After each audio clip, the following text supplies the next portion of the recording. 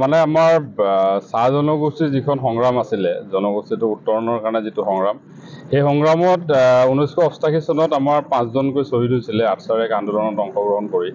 আৰু তাৰ পৰৱৰ্তী সময়ত সেই 7 জুন তাৰিখে আচলতে 2009 চনত এই ডিব্ৰুগড়ৰ ডিকম চাহ বাগিচাৰে আমাৰ আৰু 5জন শ্বহীদ হ'ল সংগঠনৰ বিষয়ববীয়া।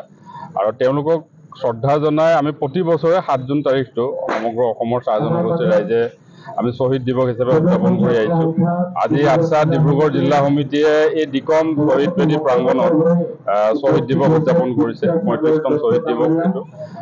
আমি আশা কৰিম যে শ্বহীদসকলৰ যি আচলতে আত্মবলিদান আৰু তেওঁলোকৰ যি ত্যাগ, তাৰ বিনিময়ত আচলতে জনগোষ্ঠীটোৱে আজি তাৰিখলৈকে যি কিঞ্চিত আমাৰ উন্নয়ন হৈছে নাইবা আৰ্থসামাজিক বিকাশ হৈছে, তাত শ্বহীদসকলৰ যথেষ্ট অৱদান আছে। তেওঁলোকৰ ত্যাগৰ যাক আমি সদায় স্মৰণ কৰিব বিচাৰোঁ।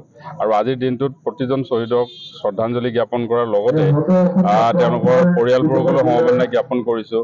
আৰু লগে লগে আচলতে ভাৰতৰ স্বাধীনতা সংগ্ৰাম, অসম আন্দোলন আৰু তাৰ বিভিন্ন ক্ষেত্ৰত বহুকেইজনে আমাৰ মাজৰ পৰা এইখন সমাজক নেতৃত্ব প্ৰদান কৰি অসমীয়া জাতিক সন্মুখৰ পৰা নেতৃত্ব দি আত্মবলিদান কৰিলে। আজিৰ দিনটোত অসমৰ প্ৰথম মহিলা শ্বহীদ মাংৰি ওৰাঙকে প্ৰমুখ কৰি অসম আন্দোলনৰ শ্বহীদ বাদনা ওৰাং, এই সকলোকে আমি শ্ৰদ্ধা জ্ঞাপন কৰিছোঁ।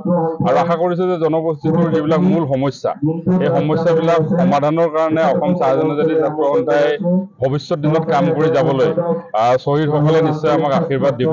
আৰু আমি নিশ্চিতভাৱে জনগোষ্ঠীটোৰ কাৰণে আৰু অধিক শক্তিশালীভাৱে চাহ শ্ৰমিকৰ ভূমি পট্টাৰ দাবী আছে, জনজাতিকৰণৰ দাবী আছে, চাহ শ্ৰমিকৰ মজুৰি বৃদ্ধিৰ কথা আছে, আৰু সামগ্ৰিকভাৱে জনগোষ্ঠীটোৰ আৰ্থসামাজিক বিকাশৰ কথা আছে, যিটো আজিলৈকে আশানুৰূপ নহয়।